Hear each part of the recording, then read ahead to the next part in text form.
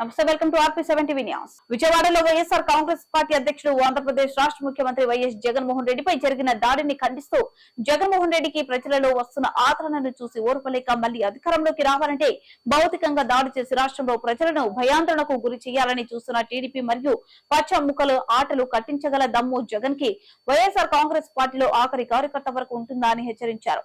ఇలాంటి సంఘటనలు పునరావృతమయ్యే అవకాశాలు కూడా లేకపోలేదని దయచేసి ముఖ్యమంత్రి తగు జాగ్రత్తలు తీసుకోవాలని మేడపాటి నాగిరెడ్డి అన్నారు. నమస్కారం అండి.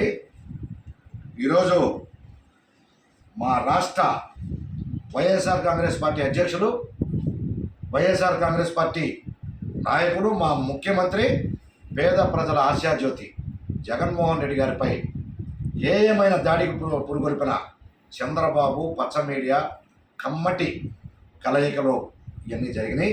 కానీ నేను ఒకటే చెప్తున్నా, మీరు ఎటువంటి దాడులకు పురుగొల్పినా ఎలాంటి పరిస్థితినైనా ఎదుర్కొనే సత్తా దమ్ము జగన్మోహన్ రెడ్డికి ఉంది.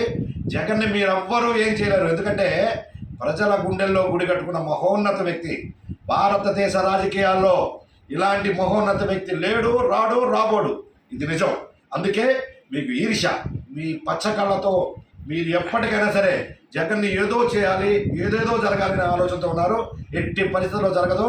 మీరు ఏది చేసినా జగన్ మరింతగా జనాల్లో బలపడతాడే తప్ప, ప్రజల గుండెలో నిలబడతాడే తప్ప జగన్కి ఏమీ అవ్వదని చెప్పి తెలియజేస్తూ, ఈ సందర్భంగా మా నాయకుడు జగన్మోహన్ రెడ్డి గారికి కూడా ఒక సూచన చేస్తున్నాం. అన్నా, నువ్వు జాగ్రత్త.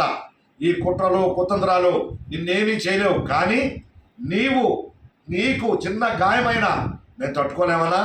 దయచేసి నువ్వు జాగ్రత్త ఉండాలి. అలాగే ఎన్నికల కమిషనర్ వారికి కూడా తెలియజేస్తున్నాం, ప్రధానమంత్రి గారికి కూడా తెలియజేస్తున్నాం. అయ్యా, భారతదేశం మొత్తం మీద ఇలాంటి నాయకుడు లేడు. ఇలాంటి నాయకుడిని భౌతికంగా అంతమొందించాలని పెద్ద కుట్ర జరుగుతుంది. ఈ కుట్రను ఛేదించి ఎవరైతే ఈ దాడికి పురుగొల్పారో ఆ వ్యక్తుల్ని బయటకు తీసి దాని వెనుకున్న వాళ్ళు ఎవరో తక్షణం ప్రజలకు తెలియజేయాలి, అరెస్టు చేయాలి.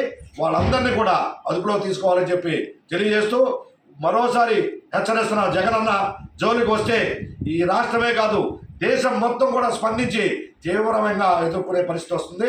దయచేసి ఇలాంటి తప్పుడు ఆలోచనలు, తప్పుడు కుట్రలు చేయొద్దని చెప్పేసి పచ్చ మాఫియాకి తెలియజేస్తున్నాను.